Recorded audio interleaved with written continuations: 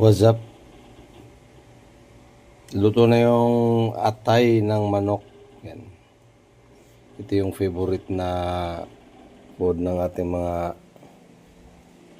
chikiting. Yan o. Yan o.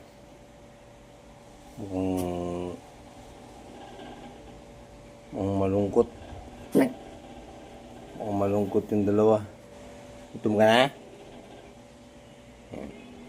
Hiwain natin ito maliliit para makakain na sila. Ano? Tapos na silang kumain. Tayo naman, luto tayo ng kunting sabaw pero hindi natin ito ubusin dahil ako lang mag-isa ngayon dito. O kami lang aso. Hatiin ko na lang ito. Sigang tayo ng kunti.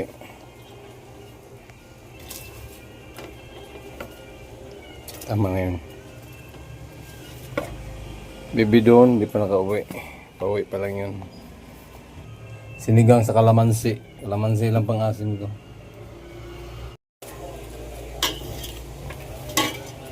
Alright, kumukulo na yung ating hipo, no?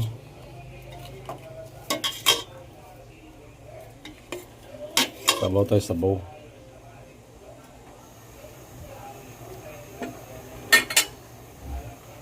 Ito yung kalamansi.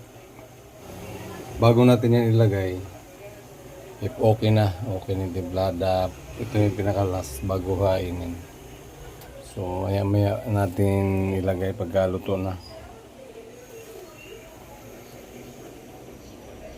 Okay.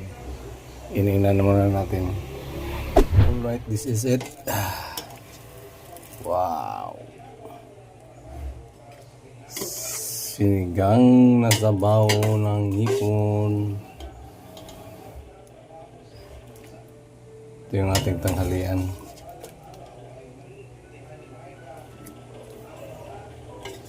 Kasi dito tayo pwede sa ating bawal tayo sa mga red meats. So ito muna yung mga anuhin natin. Tama na yan. Sabawan. Yun. Sinigang sa kalamansi.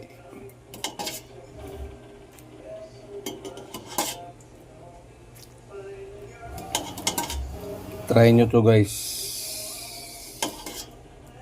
Huwag na kayong gumamit muna ng pampaasim na powder. Dito tayo sa natural. Walang chemical.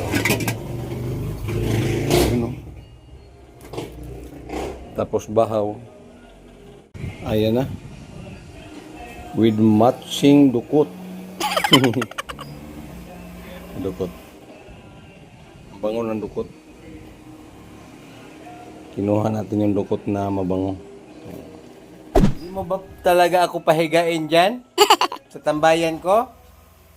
Kanina pa ako naghintay, bumaba ka dyan Biki. Bo? Ano pansin Oh. Uy.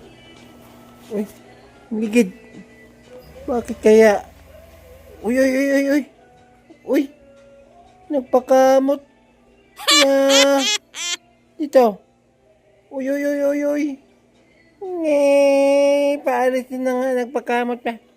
Kung kik. Kurik. Kikit! Saan ba ang mukha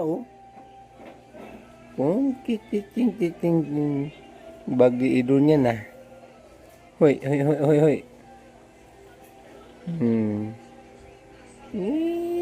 Langi. Wala pang harot ngayon. Wala pang kiat ngayon. Pagod. Napagod ako. Huwag mo akong kulitin, dadilo. Kay botog ako, ma-sleep muna ako. Kuy, kuring kiking kitoy. Andun si Crescent sa gilid ni Don habang kumain ng sinigang hapon. Andun din siya, oh. Relax din siya. Kumain ka! Galing sa school. Yan. Kami lang dito. Kuring kitoy, gulo mo. Ang gulo-gulo talaga ng dadilo. Antok ako. Ako rin, kinukulit nyo rin ako minsan eh. Kaya ngayon ganti ako. Gagantiyan ako ng dadilo. Ayaw talaga. Bumaluktot wala na. Kung kito malikod ikaw, talikod. Pakamot na naman siya. Kung kiki. Pagod na pagod.